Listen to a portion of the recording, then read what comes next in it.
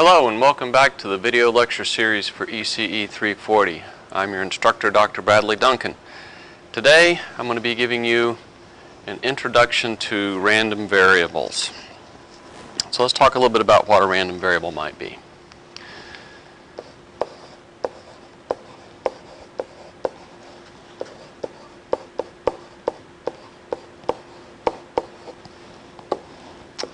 What is a random variable?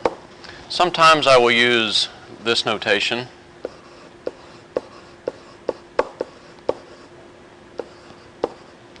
Just a capital RV, meaning random variable. All right, very simply, a random variable is a function. It's a function in the usual sense. It's a function that maps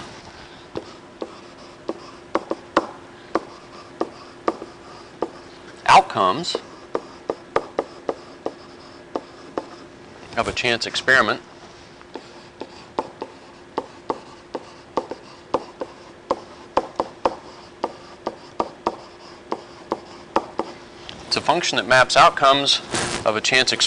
to real numbers.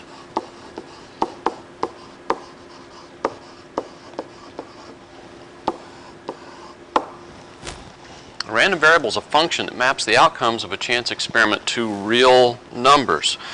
Random variables are what I commonly say user-defined. Random variables are user-defined.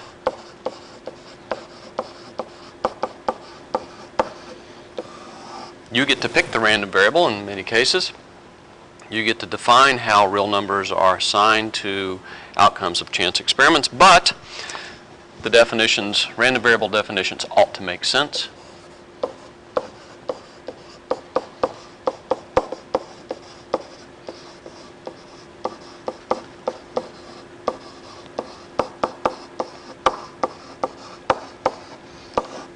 Random variable definitions ought to make sense and should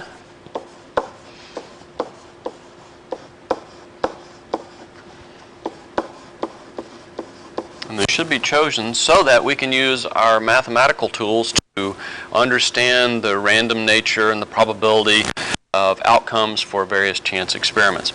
So it should be chosen so as to allow the use of mathematics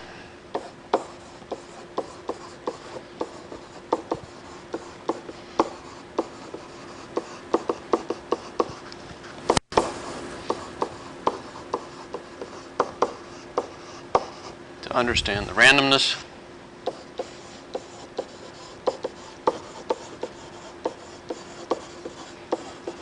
of our chance experiment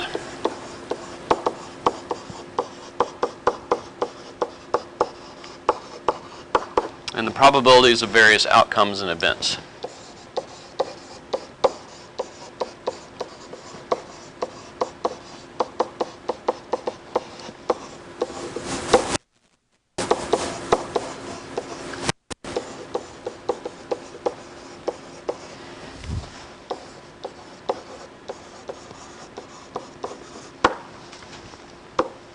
All right. So, what's our typical notation?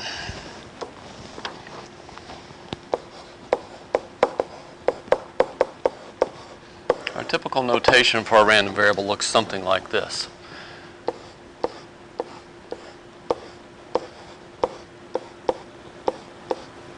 Okay. This little x is the real number.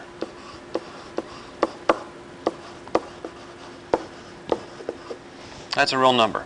Alpha, remember a lowercase Greek letter, is what I'm going to use to denote an outcome. And my random variable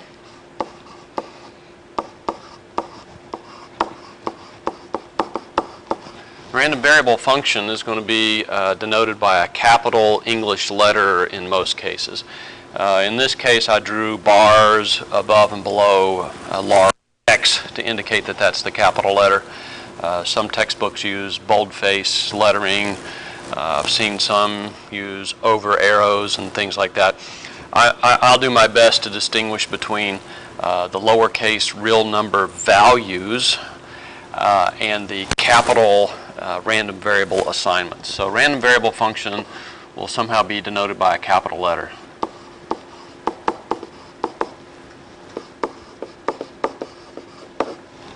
All right. A couple of things to note before we move on. And do some examples. Is after an experiment is performed, my random variable takes on specific values for each outcome.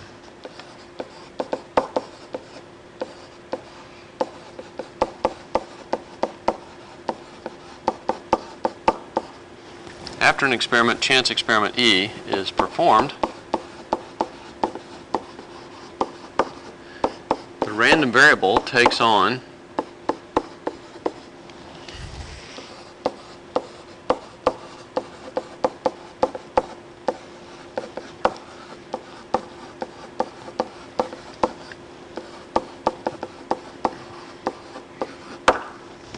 After chance experiment is performed, X takes on a specific value for each outcome, alpha. However, before the experiment is performed,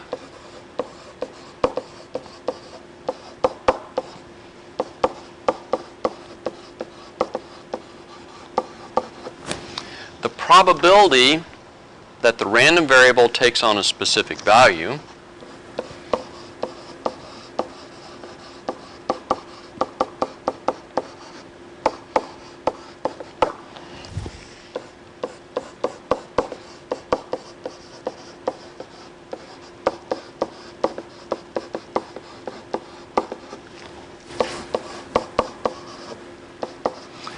is determined by, or is influenced by,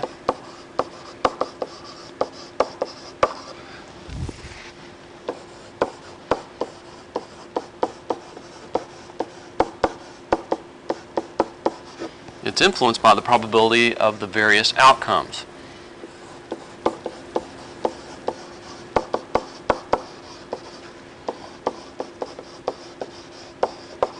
All right, so what I'm trying to get at here is that the randomness in the chance experiment leads to certain probabilities of the various outcomes.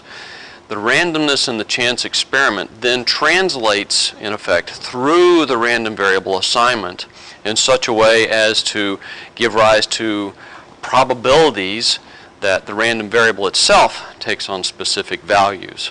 So we can talk about chance experiments, or we can talk about random variable assignments, and if we make our random variable assignments cleverly, we can look at probabilities of random variables taking on specific values and directly get at the probability of various outcomes and events of my chance experiment. Okay. One further note before I move on is, once again, my random variable assignment is a function, so more than one outcome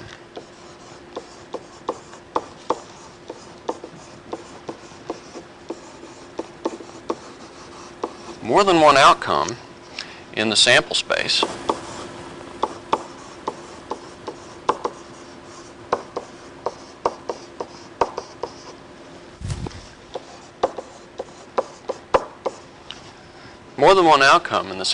for my chance experiment can be mapped to the same real number.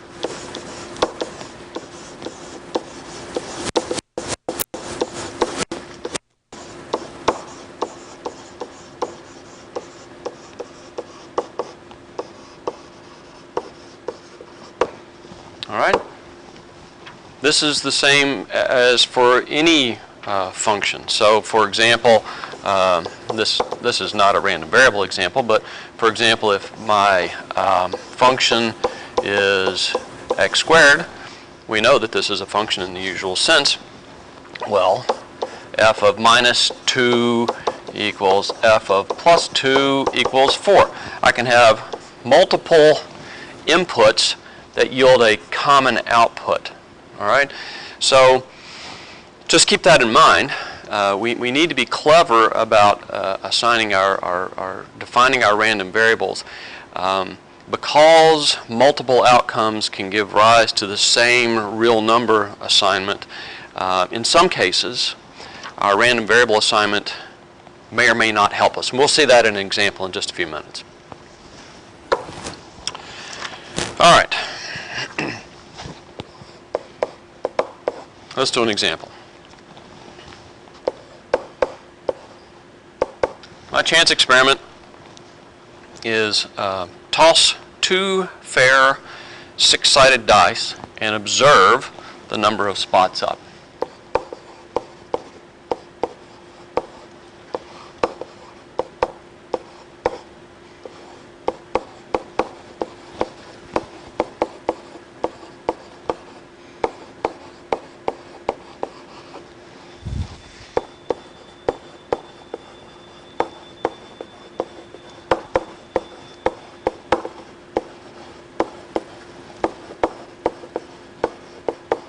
Alright, I'm going to toss 2 fair 6-sided dice and observe the number of spots up on each die. The sample space is going to have 36 equally likely outcomes.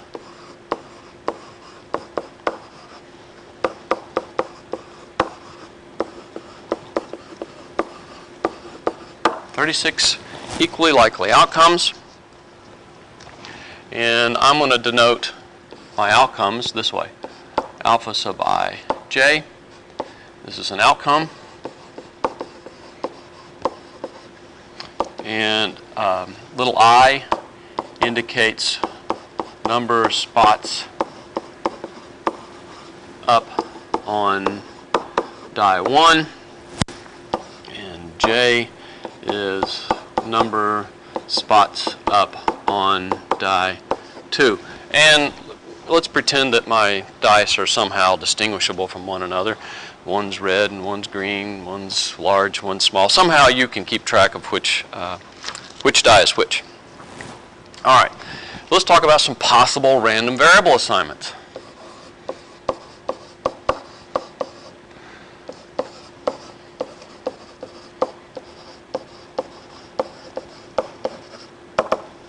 All right.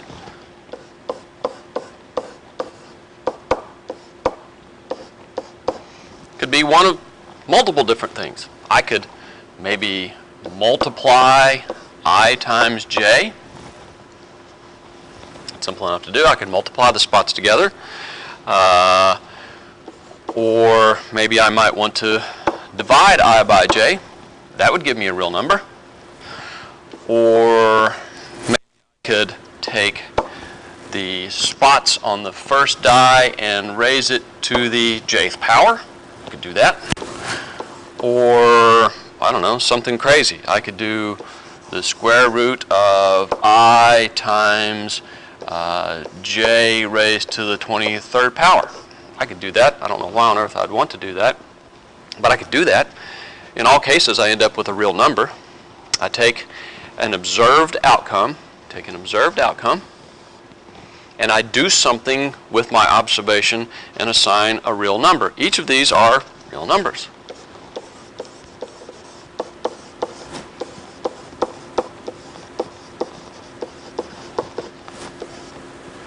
That's supposed to be yields.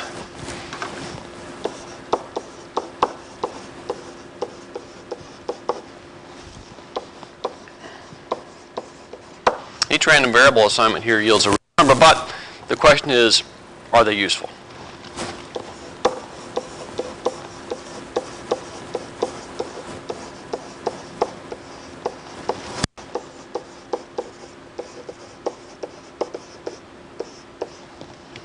That's up to you to decide. Are the random variable assignments useful to you?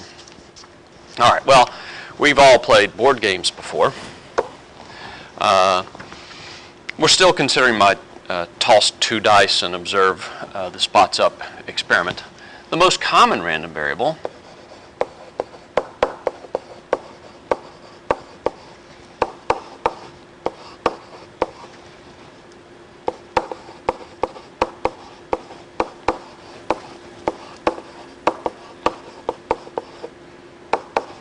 most common random variable for tossing 2 fair dice and observing the number of spots up is to simply add the spots.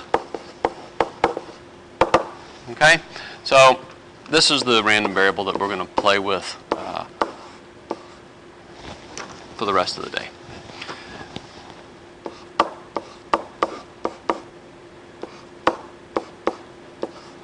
Just add the spots.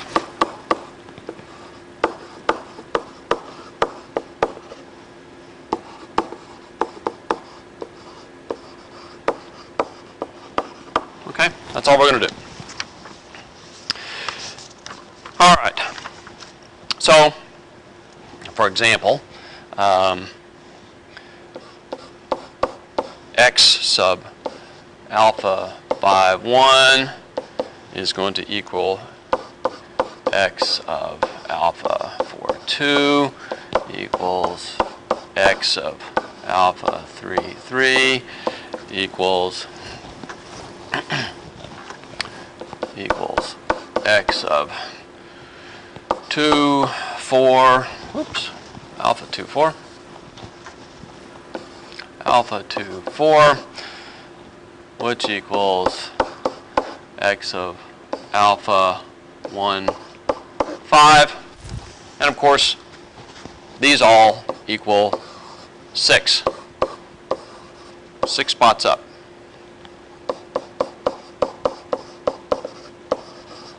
All right? In other words, if I have 5 spots up on the first die and 1 spot up on the second die, or 4 spots up on the first die, 2 spots up on the second die, etc., etc., etc., I end up with 6 total spots up. All right? In this particular case, there are 1, 2, 3, 4, 5 possible outcomes out of the 36 that yield 6 spots up. All right? 5 possible.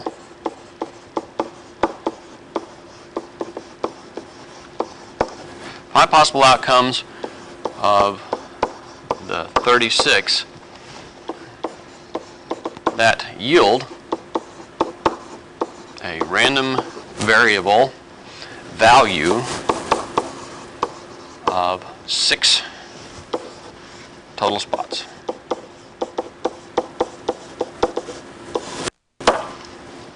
Okay? All right. This is the random variable assignment for our current experiment. This is the values of the random variable assignment that's equal to the sum of the spots up when 2 fair 6-sided dice are tossed. And we'll see that there's 1, 2, 3, 4, 5 ways that I can get 6 spots up, etc., etc., etc. Okay?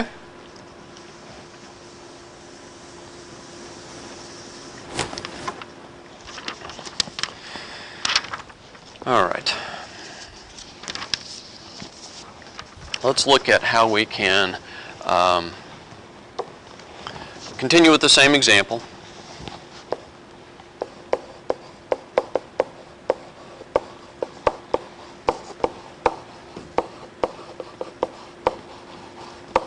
Continue with the same example, tossing 2 fair dice, and I'm observing the 2 spots up. Or excuse me, I'm observing the spots that are up on each of the 2 dice, and my random variable assignment is to add the spots. All right.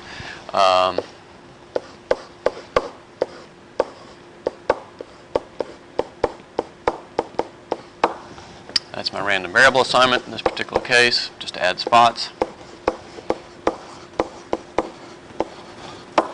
All right. And let's calculate the probability of some events. 1. Let's let event A1 be this.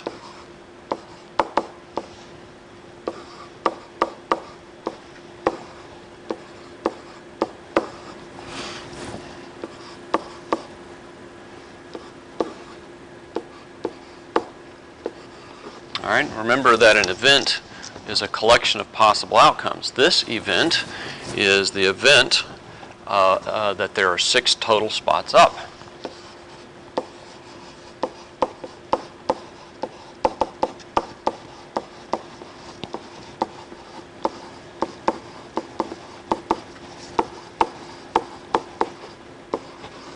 Okay, the probability of A1 is clearly 6/36. All right. Going back to my random variable assignment table, there are 1, 2, 3, 4, 5. Oops, I made a mistake. This is 5/36. 5/36.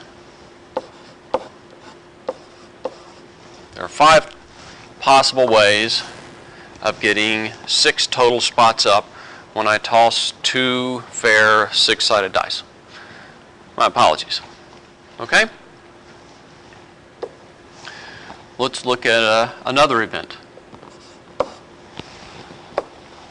Event A2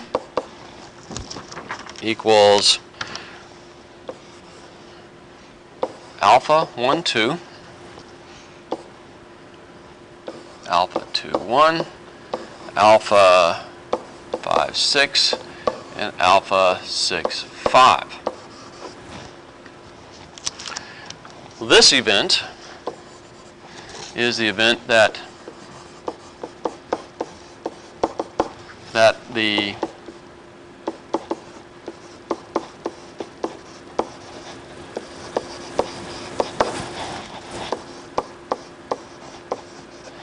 This is the event that the total number of spots up is equal to either 3 or 11. All right? Okay. Looking back over here, I have 2 ways of having 3s, and I have 2 ways of having 11. All right, in my event, A2 over here includes all possible ways of getting a 3 or getting 11. I didn't leave anything out. So this event is the event that the total number of spots up is equal to either 3 or 11. Clearly, there are 4 check marks on the screen right now. There are 4 possible equally likely outcomes in this event. My probability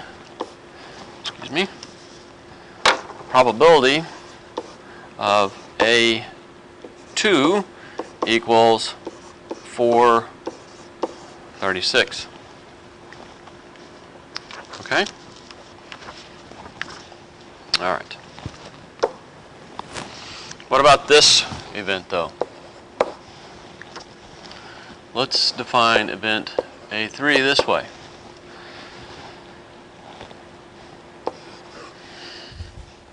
Alpha 3, 1, alpha 4, 3, and alpha 5, 4. How would we describe that in words? This is not equal to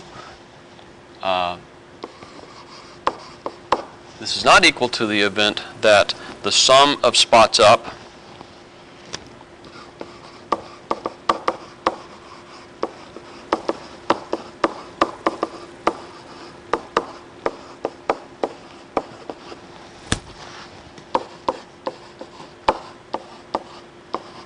This is not the event that the sum of spots up is either 4 or 7 or 9.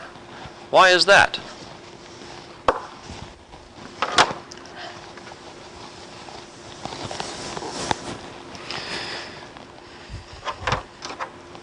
All right. Alpha 3, 1 is that guy. Alpha 4, 3 is that guy. Alpha 5, 4 is that guy. But there are additional ways by which I can get a 4. There are clearly multiple ways by which I can get a 7. And there are several ways by which I can get a 9. My event E3 does not completely exhaust all of the possible ways of getting a 4 or a 7 or a 9. Okay? It simply doesn't. I do, however, have three outcomes in this event, and they're equally likely. There are 3 of the equally likely 36 outcomes in my sample space. It's true that I can write down that the probability of A3 equals 336, but this is not equal to the probability that x, my random variable, which is the sum of spots up, it's not equal to the probability that x equals 4 plus probability that x equals 7 plus the probability that x equals 9. Going back here, there are 3 ways that I can get a 4, there are 6 ways that I can get a 7, and 4 ways that I can get a 9. The right-hand side of this inequality is actually equal to 336 plus 6, 36 plus 4, 36, all told it's 1336. Clearly 1336 is not equal to 336. So what I'm getting at here is that this particular random variable assignment, being that we add the total number of spots up, did not help us in this case for finding the probability of event A3. It helped us in the other 2 pieces, but it didn't help us here. The point I'm trying to get at is that you need to consider what you want to get access to when making random variable assignments, and you need to make your random variable assignments cleverly so that you can get the most use out of them. All right. Let's talk now about some probability distribution functions, some ways of quantifying and describing the probability that random variables take on certain values. So, probability distribution functions.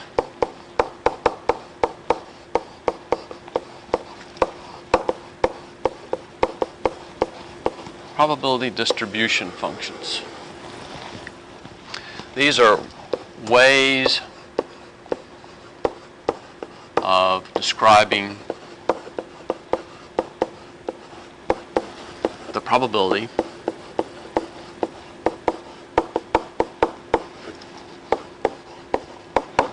that some random variable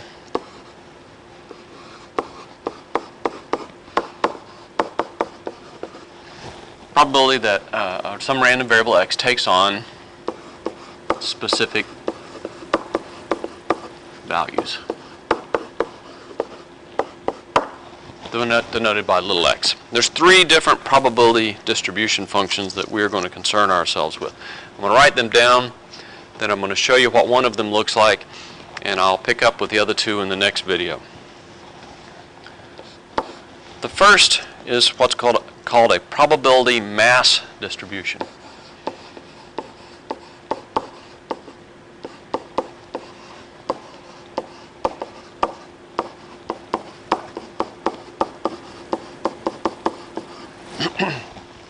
A probability mass distribution, sometimes I will denote this by a capital P M D, probability mass distribution. Probability mass distributions are best for when we consider discrete random variables.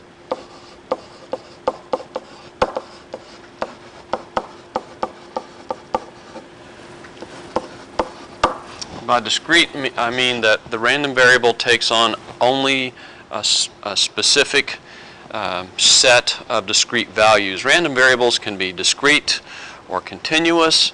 I can have a finite number of real numbers assigned to my random variable, as in the case of toss 2 dice and add the spots up.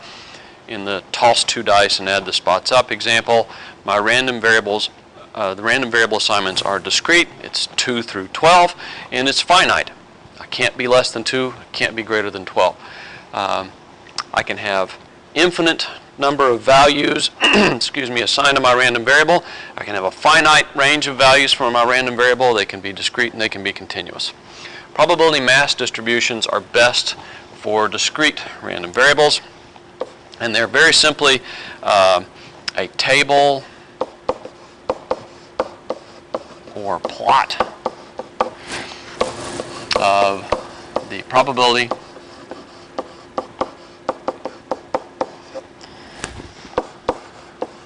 that X takes on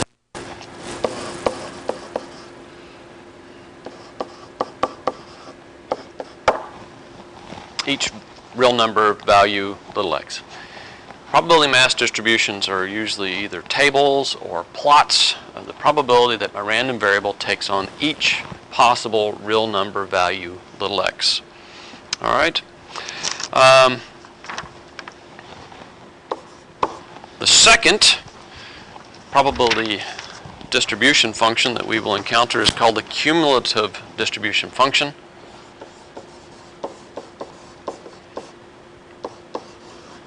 Cumulative distribution function. I will sometimes denote this as a CDF. And this will be my notation. A capital English letter subscripted by my random variable, evaluated at the real number value that the random variable takes on. This is the probability that my random variable is less than or equal to some real number value. Okay?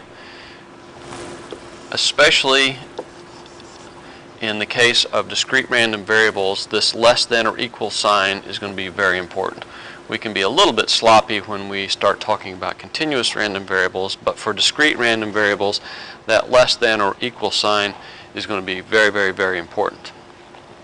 All right, the third distribution function that we need to know about is going to be called the probability density function.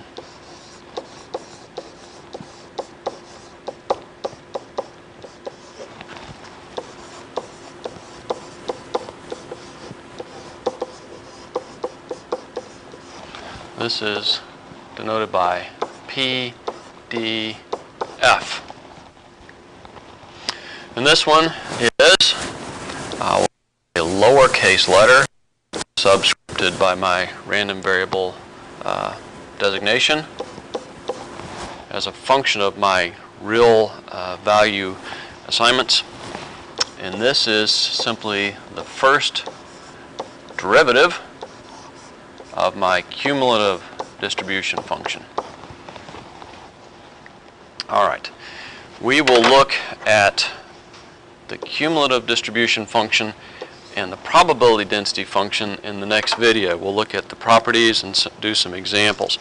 But for now, I want to go back to our earlier toss 2 dice experiment and talk about its probability mass distribution. So,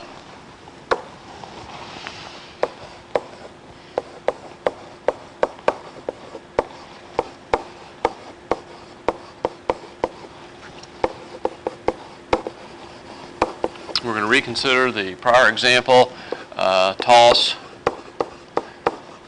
2 fair dice, 2 fair 6-sided. Toss 2 fair 6-sided dice. I'm going to add the spots up. And my random variable assignment is that. All right. I'm going to add the number of spots up. Remember that this is my table demonstrating my random variable assignment. Let's erase some of these marks off of here.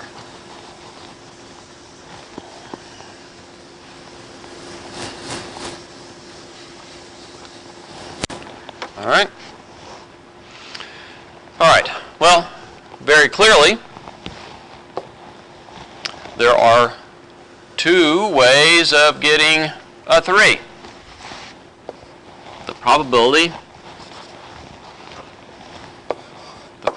that x equals 3 is 2/36. All right? The probability that random variable is 5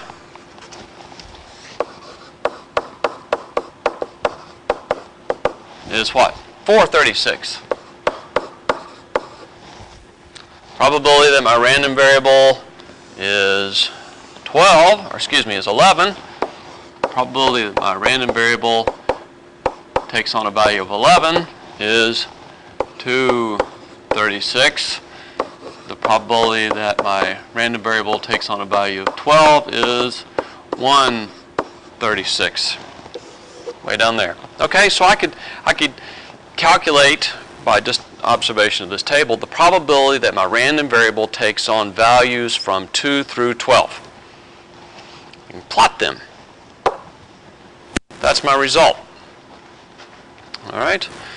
There are exactly one way out of 36 to get 2 spots up. There's exactly 3 ways of getting 4 spots up. There's exactly 1 way of getting 12 spots up. You'll notice that it is impossible to get 13 spots, 14 spots, 15 spots, 1 spot. I can't toss 2 fair dice and get 1 total spot up. I can't get 0 either. So this, and by the way, you'll notice that on the vertical scale, my probability is multiplied by 36. All right. So this, if I divide by 36, that's actually 1/36 probability. This is 6/36, or 1/6 probability. Okay? Don't forget that. All right, so this is simply a plot of the probability for my toss 2 fair dice and add the spots up random variable assignment. It's as simple as that. Okay? Well, that's all I've got for you today. As always, if you have any questions, please feel free to contact me at your earliest convenience, and I'll do my best to answer them as thoroughly as possible. Have a nice day.